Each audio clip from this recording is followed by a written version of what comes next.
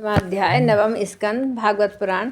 भरतवंश का वर्णन। राजा रंती देव की कथा। श्री सुखदेव जी कहते हैं कि परीक्षित विदत अथवा भारद्वाज का पुत्र था मन्यु। मन्यु के 5 पुत्र हुए। वृक्षत्र, जय, महावीर, नर और गर्ग। नर का पुत्र था संस्कृति। संस्कृति के 2 पुत्र हुए, गुरु और रंती देव। परीक्षित रंती देव का निर्मल यश इस लोक और परलोक में सब जगह गाया जाता है। रंतिदेव आकाश के समान बिना उद्योग के ही देववश प्राप्त वस्तु का उपभोग करते हैं।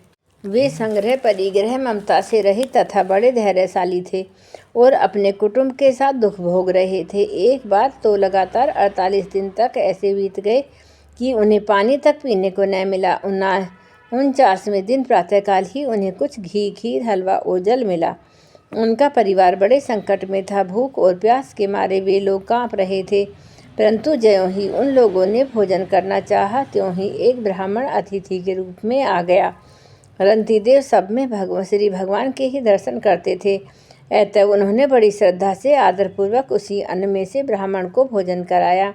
ब्राह्मण देवता भोजन करके चले गए। परीक्षित अब बचे हुए अन्न को रंतिदेव ने आपस में बांट लिया और भोजन करना चाहा।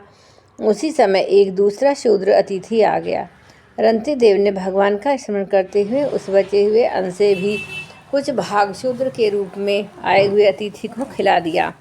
जब शूद्र खा पी कर चला गया, तब कुत्तों को लिए हुए एक अतिथि आया। उसने कहा, राजन, मैं और मेरे ये कुत्ते बहुत भूखे हैं, हमें कुछ खाने को दीजिए। रंतिदेव ने अत्यंत आदर भाव से जो कुछ बचा रहा था सब का सब उसे दे दिया।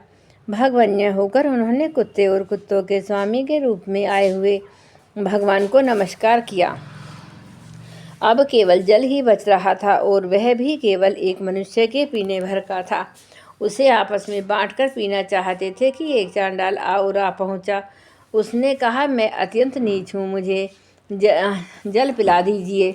चंडाल की वह करुणापूर्ण वाणी जिसके उच्चारण में भी वह अत्यंत कष्ट पा रहा था, सुनकर रंतिदेव दया से अत्यंत संतप्त हो उठे और ये अमृतमय वचन कहने लगे कि मैं भगवान से 8 सिद्धियों से युक्त परम गति नहीं चाहता, और तो क्या मैं मोक्ष भी कामना नहीं करता। मैं चाहता हूँ तो केवल यही कि मैं संपूर्ण प्राणियों के हृदय में स्थित हो जाऊँ और उनका सारा दुख मैं ही सहन कर लूँ, जिससे किसी भी प्राणी को दुख न हो। यह दीन प्राणी जल पी करके जीना चाहता था। जल दे देने से उसके जीवन की रक्षा हो गई। अब मेरी भूख, प्यास की पीड़ा, शरीर की स्थिरता, दीनता, गलानी, शोक, विषाद और मोह, ये सब के सब जाते रहे। मैं दुखी हो गया।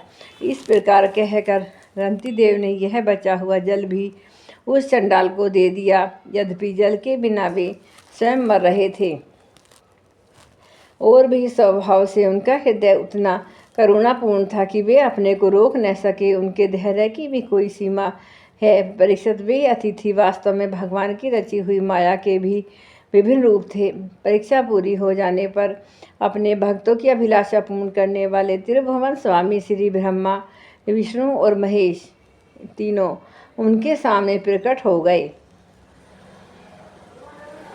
रंतिदेव ने उनके चरणों में नमस्कार किया। उन्हें कुछ लेना तो था नहीं।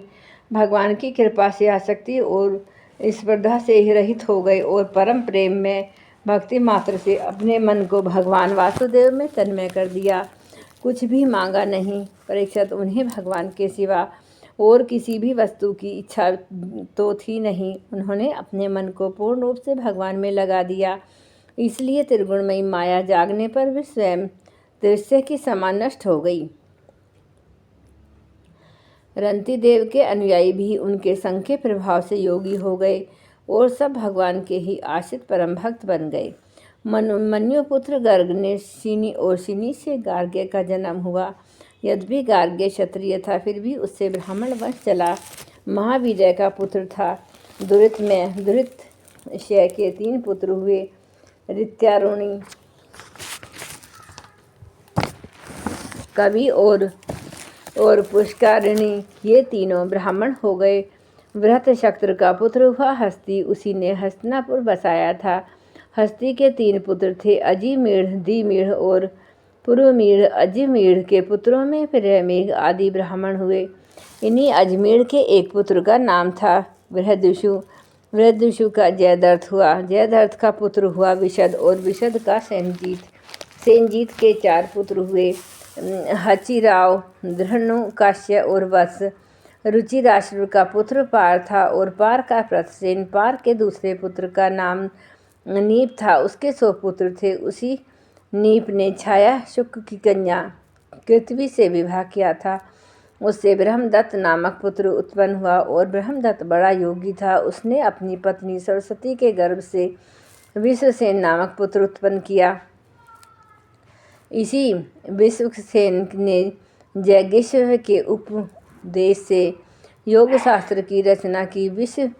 विश्वेक्सेन का पुत्र था उदकस्वन और उदकस्वन था मल्लाद। ये सब बृहदुषु के वंशज हुए। दृढ़मीढ़ का पुत्र था यविनर। यविनर का कीर्तिमान, कीर्तिमान का सत्याग्रही और सत्याग्रही का दृढ़नेमी और दृढ़नेमी का पुत्र था सुपाश्रु हुआ। सुपाश्रु ने सुमति, सुमति से सन्निमान और सन्निमान से कृति का जन्म हुआ। उसने हिरण्यनाभ से योग विद्या प्राप्त की थी और प्राच्य शाम नामक ऋचाओं की 6 संहिताएं कही थी। कृति का पुत्र था नीप का उग्रायुध। उग्रायुध का था शेम्य और शेम्य का सुबीर। सुबीर का पुत्र था रिपुंजय और रिपुंजय का पुत्र था बहुरथ। दृढ़मीढ़ के भाई पुरुमीढ़ को कोई संतान न हुई। अजमीढ़ की दूसरी पत्नी का नाम था नलिनी। उसके गर्भ से नील का जन्म हुआ। नील का शांति, शांति का सुशांति, सुशांति का पुरुष, पुरुष का अर्क और अर्क का पुत्र हुआ भरभाष्ट्र। भरभाष्ट्र के 5 पुत्र हुए, मृदुगल, यविनर और बृहदुषु। कमलप्लय और संजय। ब्रह्मर्षियों ने कहा, ये मेरे पुत्र 5 देशों का शासन करने में समर्थ हैं, इसलिए ये पांचाल नाम से प्रसिद्ध होंगे। इनमें मुदगल से मोदुगल्य नामक ब्राह्मण गोत्र की प्रवृत्ति हुई। ब्रह्मार्षु के पुत्र थे। मृदुगल से यमज जुड़वा संतान हुई। उसमें पुत्र का नाम था दिवोदास और कन्या का था अहिल्या। अहिल्या का विवाह महर्षि गौतम से हुआ। गौतम के पुत्र हुए शतानंद। शतानंद का पुत्र सत्यव्रती। वह धर्म विद्या में अत्यंत निपुण था। सत्यव्रती के पुत्र का नाम था शरदान। एक दिन उर्वशी को देखने से शरदान का झाड़ पर गिर पड़ा। उससे एक शुभ लक्षण वाले पुत्र और पुत्री का जन्म हुआ। महाराज शंतनु की उस पर दृष्टि पड़ गई, क्योंकि वे उधर शिकार खेलने के लिए गए हुए थे।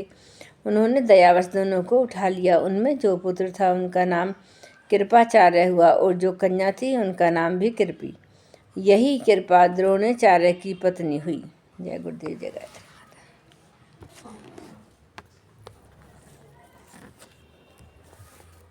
माता।